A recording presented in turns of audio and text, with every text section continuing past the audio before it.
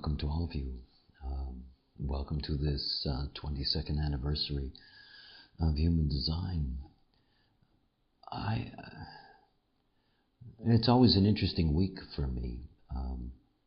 I have spent most of my career over these 22 years being deeply involved in the logic that's revealed in the mechanics, and in doing the work of laying out that information that is the bedrock of what it is that we have in human design, that is the science of differentiation.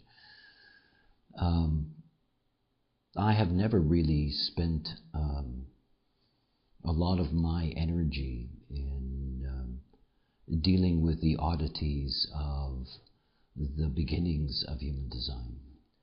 When I began my career, the New Age was peaking in terms of all kinds of things that were attractive to people. And though my own mystical process is something that has been profound and for me just without words to describe it, it was never the point, at least from my perspective, and I think that I've made that clear over the years. The point has always been the knowledge itself, what human design is and what human design can do. As a matter of fact, I'm here 22 years later doing this because of you, in that sense, because of all of those beings that in one way or another were ready to see that this was something of value. I know what kind of a process it is, a journey it is, to introduce something that's new. And every one of these anniversaries is always in its own way a surprise for me. This journey has gone as far as it's gone. But as I have often done on these anniversary occasions, I have a chance to do the mystical side. As beautiful as human design is, as aesthetic as the mechanics of the Maya are, for me anyway, as extraordinary the tools that are inherent in the knowledge, for me, I know where all this began.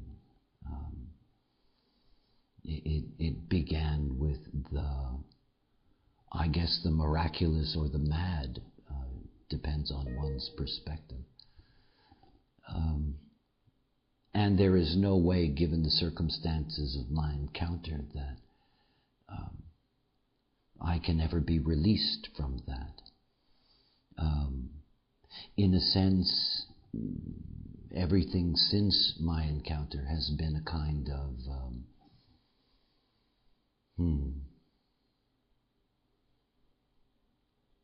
I was going to say a kind of deterioration, but in a sense it is.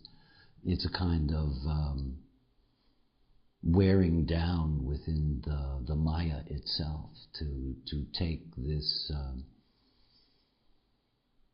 this experience, which was so outside of what real seems to be, and to have spent these 22 years in grounding it as deeply into the Maya as one can. I mean, the journey of human design is a journey through the homogenized world, and it is a dense Maya out there. I had a few moments this week where, in reflection, I suddenly, grasped the distance for me between where I sit today and the world I inhabit right now, and where I was 22 years ago. And I clearly remember where I was then. And that was a deeply alone and confusing transition to step out of the density of the encounter. I mean, it was 8 days and nights. There is a quality to it that, when you lose it, when you fall out of it, you'll never have it again. You just know. My whole mystical process began with me suddenly being raw. In that era when all of that began, which was in 1983, I would introduce myself as Robert. The raw just suddenly came into existence when I landed on this island of Ibiza. I didn't make any kind of mythical connection to it until I began going through various strange experiences that eventually led up to my encounter. This connection to the sun.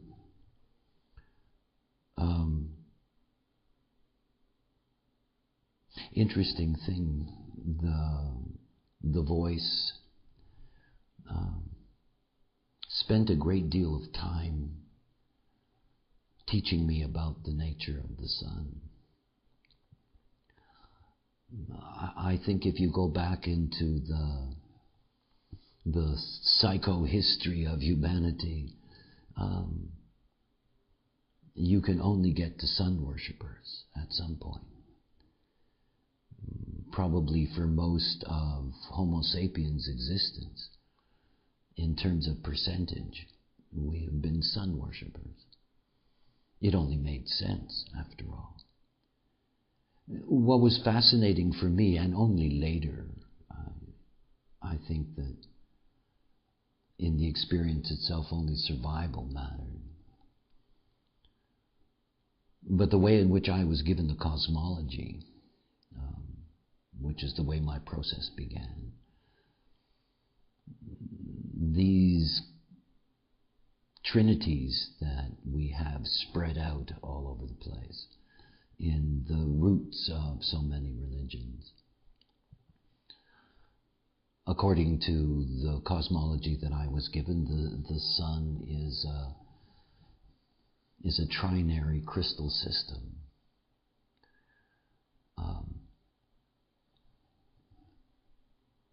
This illustration basically shows you the way in which the primary design crystal shattered. And what you have here is that you have the center. And what you have over here is the camel. And what you have over here is the dog. So you're looking at these three elements that are at the core of the crystal in that sense, and are at the core of the fractal relationship of everything else to it. Within the context of this drawing, what you're looking at going around here, that is in the areas that are color-coded, not the black areas, you're looking at the 16 faces. You're looking at the way in which the quarters of quarters in the wheel itself are ruled by the personality processes. It is the consciousness field at work. What I covered in detail in the quarter by quarter, the faces, the 16 faces of the Godhead, and what you may be familiar with by listening to Darmen's neutrino forecast, because he references it. It is the way in which fundamentally the whole personality process is organized. And that the whole personality process is organized not simply within the domain of the planet itself, but within the context of the solar system itself. So here, when we're looking at this particular core, we're looking at basically three elements. We can sort of think about them as personality crystals. Three elements that are in fact at the core of the sun itself.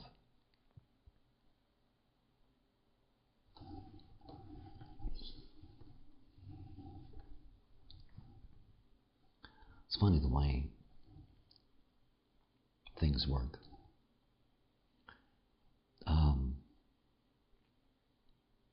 Binaries are always fascinating, for me anyway, because of my particular relationship to the sun. I'll get back to that. Understanding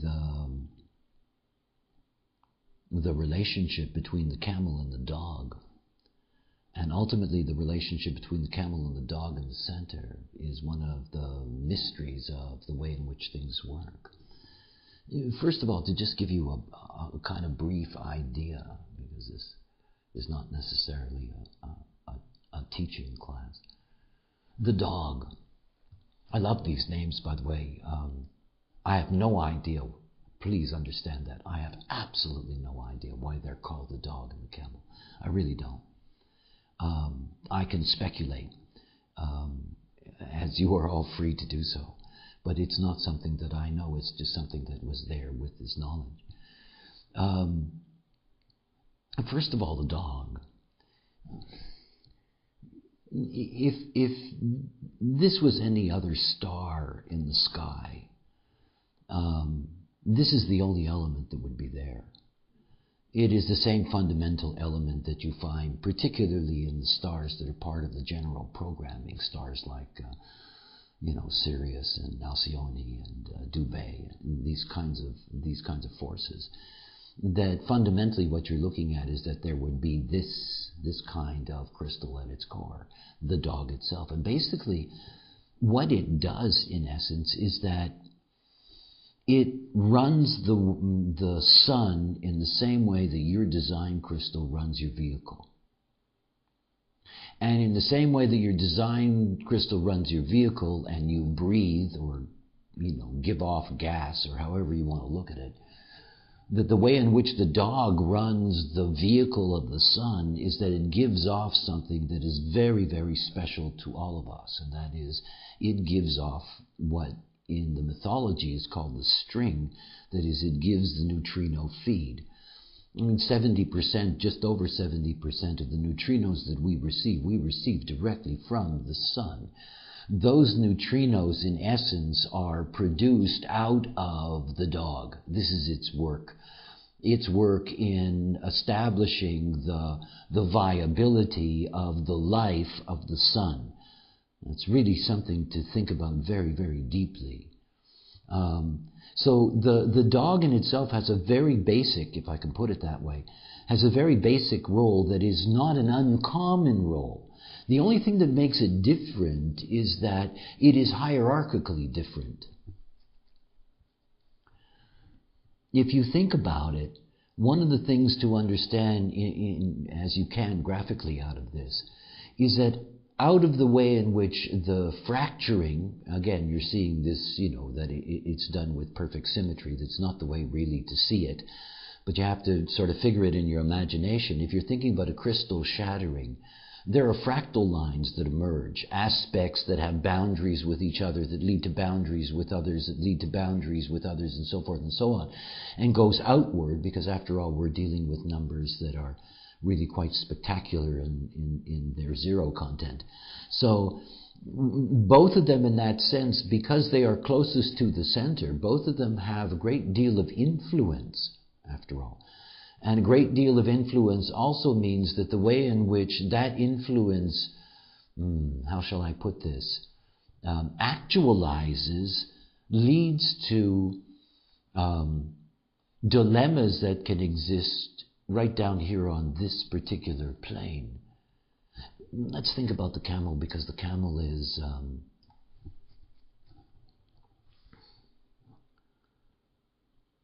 it automatically makes you think about Egypt, doesn't it? The camel is one of those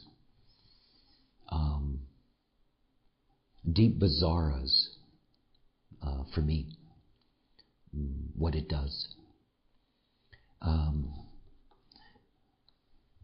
You have the sun, and you've got the dog, and beside that you have the center. But the camel moves. And the camel's on the outside, if we can call it an outside. The camel moves. And its movement is something that is very, very specific. That is, it has an 88-day cycle, and it is a cycle that exactly matches the rotation, the orbit of Mercury around the Sun. It takes Mercury 88 days to go around the Sun. This is not exact, it's 88 days point, blah, blah, blah. But the fact is that the movement of the camel is exactly synchronized to the movement of Mercury. Now, basically what that means is that no matter what neutrino information is being produced out of the dog, that the neutrino information that is going to impact humanity is going to be controlled by the camel, and it's going to be exclusively expressed through Mercury.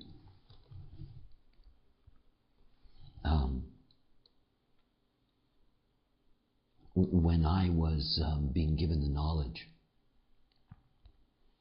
I was given many, many elements.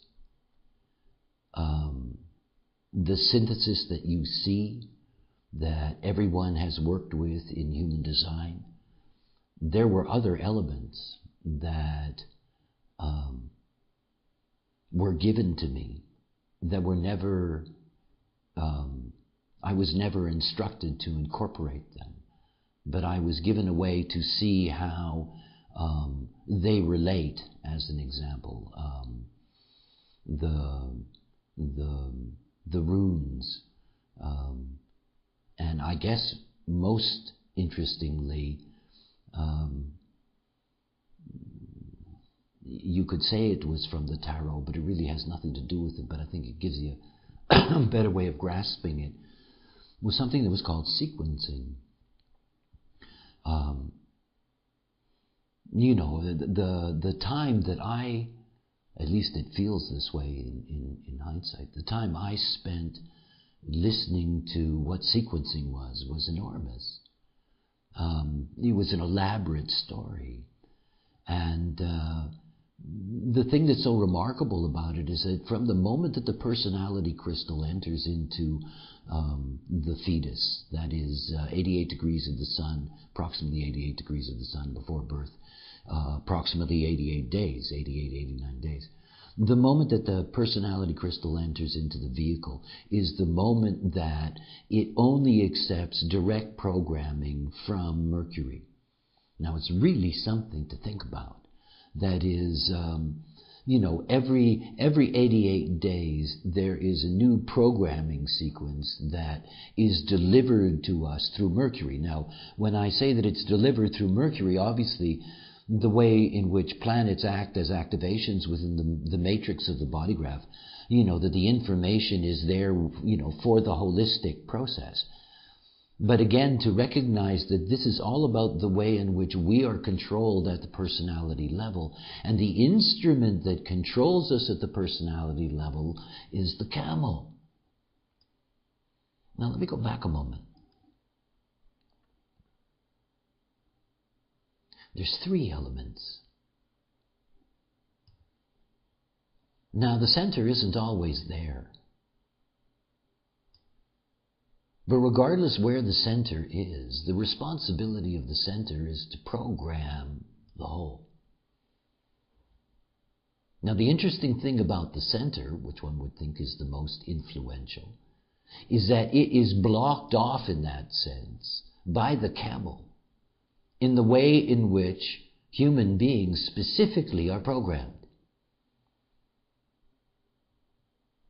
Its job is everything else. So all the forms of life, for example, every other design that I was given, that the way in which the solar system itself operates, that all of that is the programming out of the center. But the direct programming of humanity is something that operates through the camel. Now,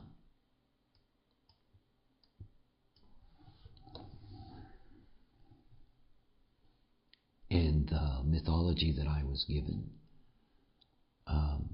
I was told that at the end of the round, and we're about 1,300 years from the end of the round, that at the end of the round, that these elements, the camel and the dog, incarnate. They incarnate once around.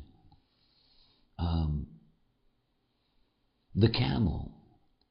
Now, this is something that I explored, particularly in the early years, because I had a lot of clients,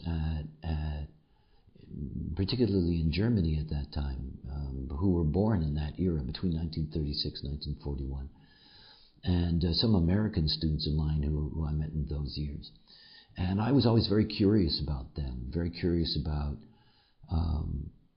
differences that I could note in their particular development. And there were, by the way. It's a very interesting study, anybody who ever wants to take a look at that.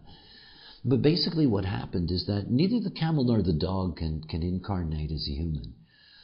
As a matter of fact, the dog can only incarnate in very, very low forms of life, as low as an amoeba, as a matter of fact, something that, is short. But the camel is different. The camel can take anything, a mammalian form, a reptilian form, whatever the case may be. It came into incarnation in 1936. In other words, it left the sun in 1936 and stayed on Earth till 1941. What that meant is that was the only time in the entire round that the center got to program humanity directly. Is what makes these beings rather interesting. Rather than the coordinated programming of personality consciousness, that's the role of Neptune, the role of Mercury in its relationship to the camel. Here was the direct influence, the direct solar influence, if you will, on personality consciousness, on those that were born in that era. So this is the one that's kind of scary. Every time I speculate about this one, one really doesn't know what to expect. That is, it's like taking your design crystal out of your body. What exactly is going to operate, if you know what I mean? It's supposed to happen in 2084.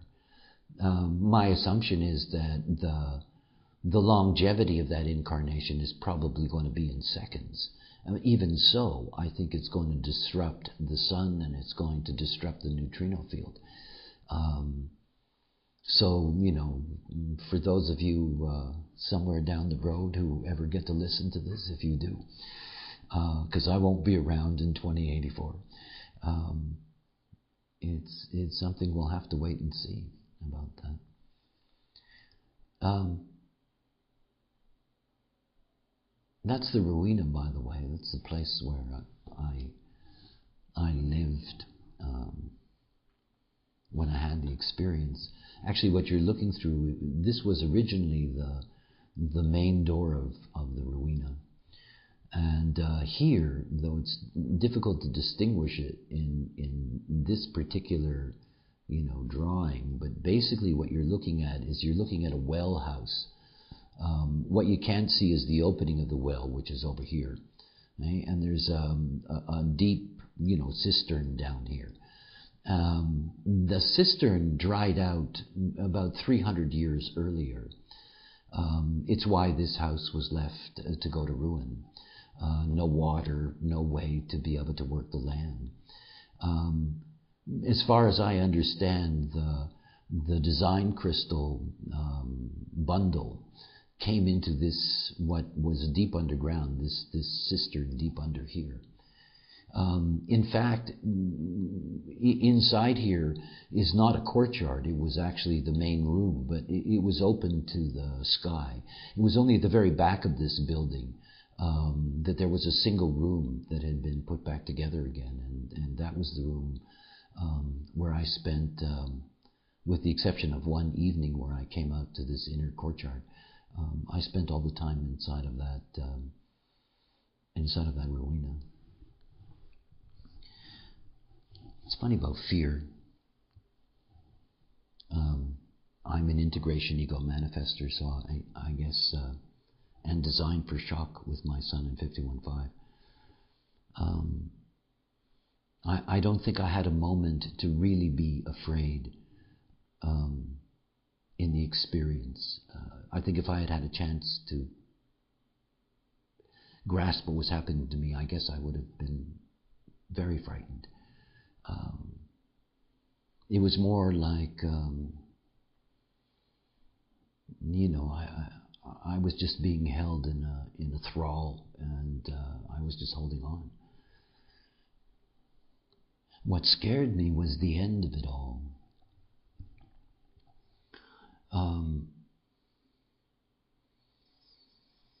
I guess it was about somewhere between 11 and 12, somewhere around midday. And the sun is high early then. It was winter. And the voice told me to go up the mountain, actually in this direction here. There's a hilltop about 200 meters up above where I was. Altogether rather high for the island, about 400 meters altogether, because the Rowena was on high ground. And it told me to go up onto the... It was a very difficult walk, I remember that. I had not eaten or had anything to drink or slept for those 8 days, so I was in quite a state. And my body had a kind of odd sheath to it, sort of like when your foot's asleep. So it was an interesting process trying to find my balance trudging up this hill. And when I got to the top of the hill, I sat down, and the voice started to repeat something to me. I guess you would call it a mantra. It had maybe, I've never counted them, but I would guess no more than 24 syllables to it. And I was told to repeat it and open up my eyes and look at the sun. It's funny about fear. I mean, I'd been 8 days on the other side of the sky, and everything was okay, And this opening up your eyes to the sun, I think all of us from the time that we're tiny, this is one of those great warnings, every time there's an eclipse, all of these talking heads warning you about going blind and all that stuff. And I certainly didn't want to go blind. And as crazy as everything was, I'm no madman. I've stayed sane through all kinds of bizarre. And so I had this rush, this adrenaline rush, I guess, just a fear rush. And I opened up my eyes to the midday sun in Ibiza. And don't be fooled by it being winter. We're far south, and the sun is always hot. The air sometimes is cool, but the sun... it was an incredible shock.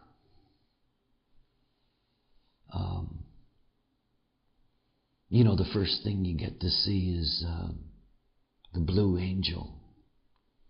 It's a funny dancing blue thing. I don't know what it is. I was paying more attention to my esophagus. If you ever have the experience that you take a real shot of whiskey, that burn in your throat. I had a burn in my throat, and it was going all the way down the middle of my body. I've never felt anything like that. Hotter than when you swallow a hot piece of food, that pain that goes through with the heat. And when it hit my stomach, I had a flood of nausea. And by the way, my eyes are still open. um, I can feel the tears washing my eyes, and the heat pouring through my body, just pouring through my body. I sat there a long time.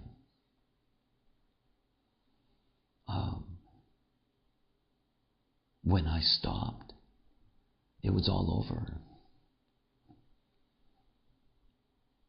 I remember treading down the hill and being absolutely astonished to see my dog Barley, who I was convinced was dead. I mean, he hadn't moved in 8 days. I assumed he was dead.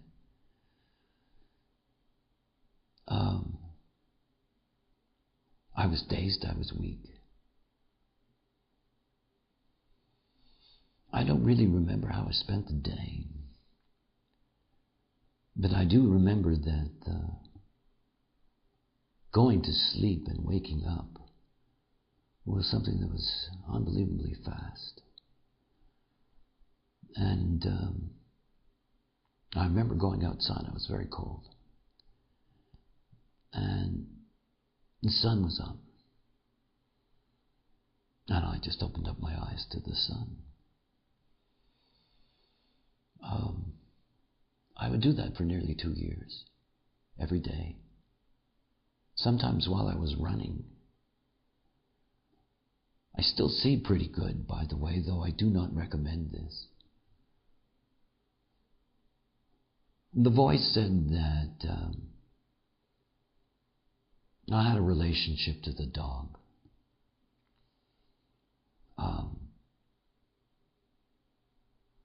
I have no idea what it was for. I have no idea what value it brought into my own process.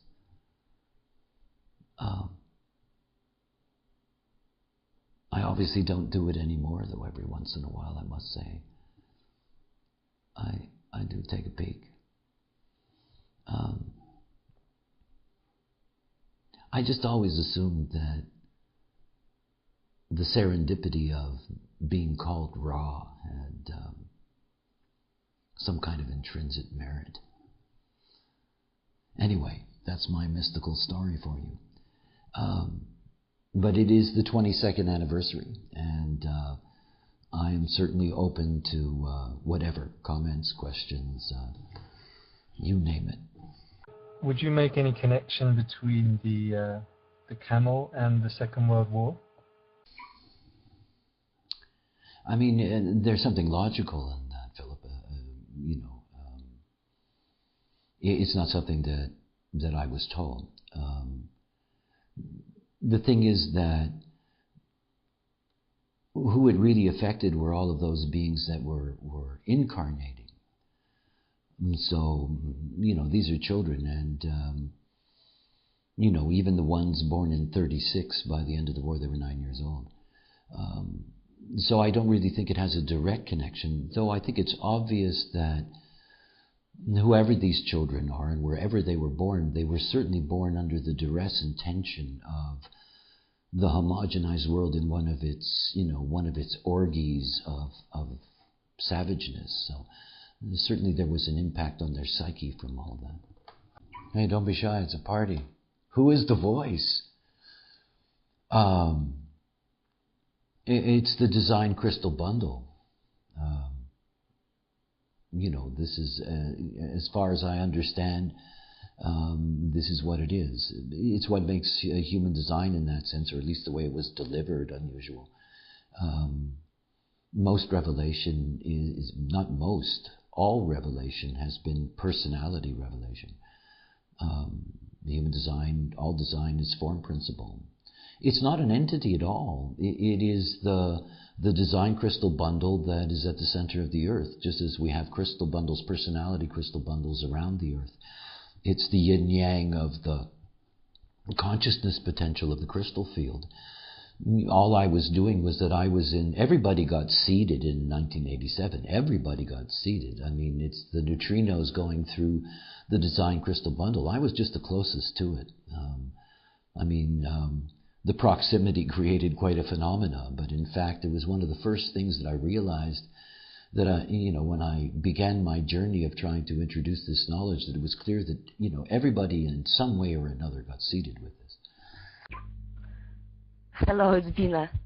I don't know, maybe it's my illusion or hypnosis, but it seems for me, as far as I noted, people who was born between 36 and 41, they are really different from all others. Ra, what do you think about this? Yeah, one of my favorites was Ed Stanton. Many of you might remember Ed. He and I looked at that a lot. That was a generation that had Pluto in the 56th gate as part of that. So there were some very interesting things about the fact that that generation was the beat generation. They laid the foundation for the Cultural Revolution of the 60s. Remember, they weren't specifically programmed by Mercury. This was a much broader scope, and I think it laid the foundation for the New Age, for looking beyond. It laid the foundation for advanced physics. I think it's a very significant generation. I'm wondering if I'm the only one here who fits into that period of, you said 1936 to 1941. If there are others, I'm curious, and I'm wondering if they'd like to identify. Yeah, that's true, Kiara. You are one of those, aren't you? It's and good for you that you're still here. Excuse me. One of these days there'll be somebody that really wants to investigate that. That would be delicious, because there's time involved in all of this, and to keep what their contribution is as a general map, because I think what you'll see is that they were always the generation that was ahead of their time.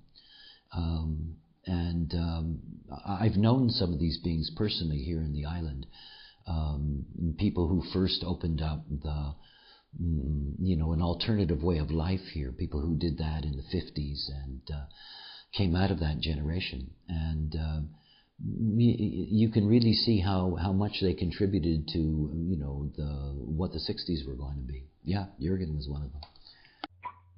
It's interesting because I was friends with both of those guys, Ed and Jürgen, and we would have some of the most far-out, weirdest, interesting conversations. It was really fun. Yes, would have been nice to be a fly on the wall. I'm sure it was. Yeah, I remember you saying at one time that there was a special relationship between the 4323, the 2838, and the 3955. And I wondered if you could kind of elaborate on that. What was the real connective thing with that? What do they do for each other, or why is that a special, apart from the fact that they were very individual? Deafness. One of the great dilemmas of individuality is how sensitive they are to acoustics. The very sensitivity to acoustics opens them up to the possibility of mutation.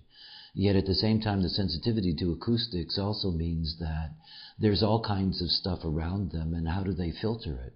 The way they filter it is that they're fundamentally deaf. If you've got a 2838 and they're in struggle mode, you're not going to be able to tell them anything.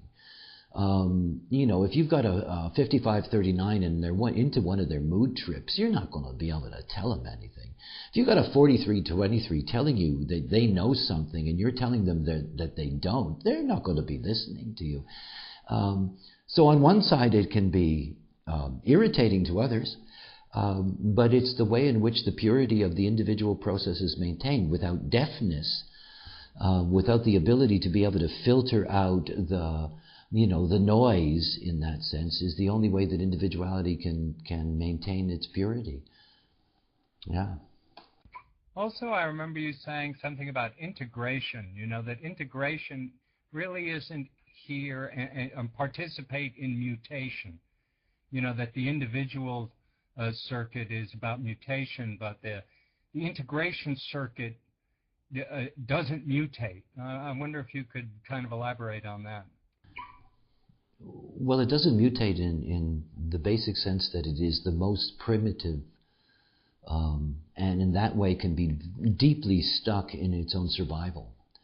I mean, it saved my life. I mean, I'm integration.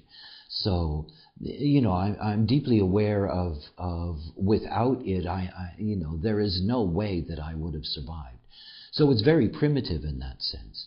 But, integration is always waiting for, the initiation. And it is one of the things that, is the only way in that sense. It's like with the 2838. The 2838 can bring the mutative process immediately into integration because it opens it up to the possibility of not, funny enough, being deaf to the other. I mean, those particular awareness channels, they carry with them the deepest demands that are there for the individual. That is to find their spirit and their purpose, through knowing, and it has to be their own knowing. So they have their power. Ra, I have questions for you. Could you make for me some clearness about one thing? Several years ago in Ibiza, on the seminar about demons, angels, hosts, and so on, you said that you got education process from the fifth color. But at the same time, we know that you got information from the bundle of crystal of design. So, could you comment this? I don't know where you found that. It's always been the same, and it's always been described in exactly the same way. Always. Christian.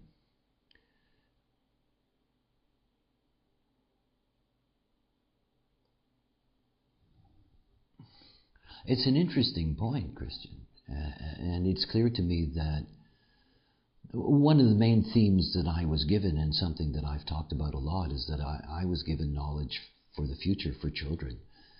It's still something that I talk about a lot because, of course, if you look at the way in which a nine-centered being is supposed to develop in their lives, those of us who began our lives as homogenized beings, our opportunities to fulfill the full potential of what we're here for is limited. There's no question about it.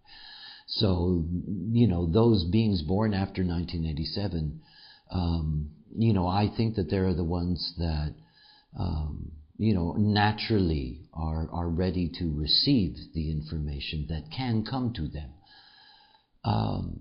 I'm not messianic, never have been. I'm a deeply hierarchical being in my understanding of the nature of the Maya. It is clear to me that on this plane, 4% to 4% is basically where the possibility is of, those human beings that have a way in which they can step out of the embrace of the program and find their way. It's very limited. So there are many other factors other than simply being born post-1987.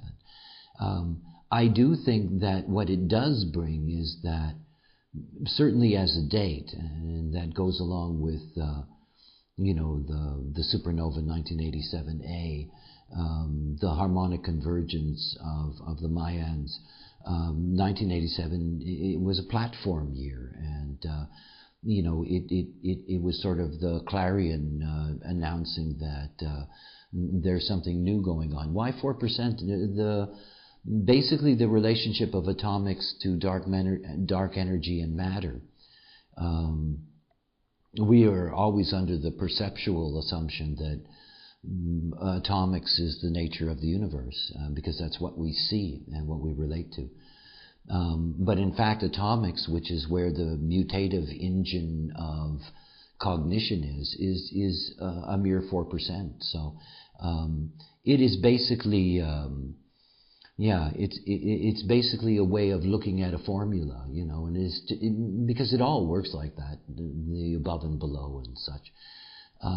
I've always calculated it somewhere between 35 and 50 million people at any given time given our population of over 7 billion, that's really where the possibility is. Most of the world doesn't have access to the knowledge. Most of the world has enough trouble surviving. Half of our planet doesn't get enough calories a day. This world is filled with violence and suffering and all kinds of stuff. Even those that are gifted enough or unusual enough or bizarre enough to be able to step out, in some societies, the punishment for that is not something that anybody wants to think about. And why the 4 of the 4? Because I've seen it. I used to do, I did so many of them for a very long time, public lectures, introductory lectures. And, it's the 4% that gets to show up, but it's the 4% of the 4% that goes a step further. You are, as a homogenized being, you are drawn to things for all kinds of different reasons that have very little to do with what's going on. And whether or not you go beyond that is something else. I've been to. Yeah.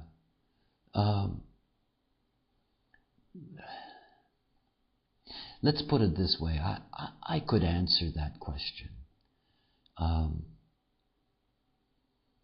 But it would be not something that I would want to have recorded and kept for posterity. I'm very careful about what anything is claimed in my name.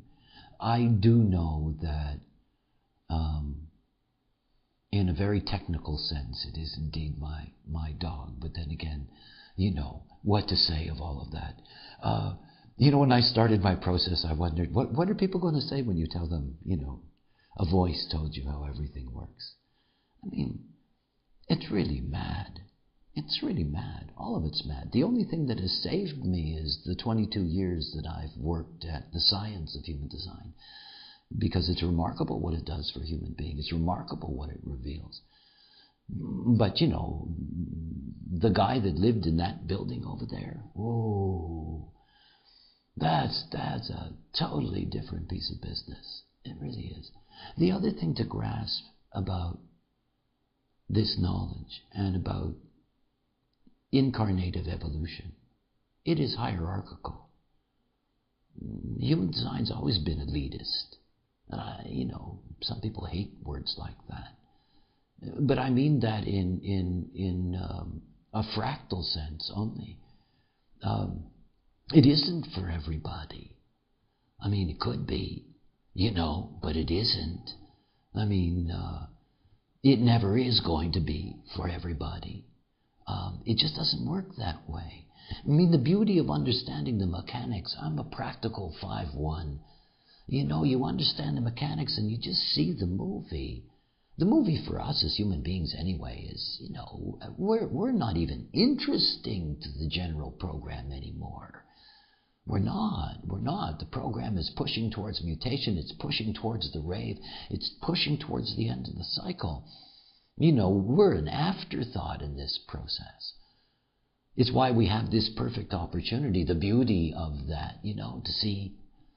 And of course, whether or not it's for you to see, this is one of the great mysteries that you have to carry within yourself. I look upon it always in the same way that I look upon my own process, as one of great good fortune.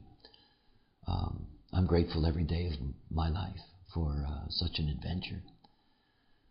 And that adventure is an adventure with truth. I spent a long time doubting such a thing existed. At least the relative truth that one can rely on. A truth that, one can measure oneself. That's a beautiful thing. And, I'm a mystic. I didn't start out to be a mystic. It was never something that was interesting to me. I had it imposed on me. And at the same time, there's one side of me that's the mystic and the other side of me that's a very, very rational, practical man.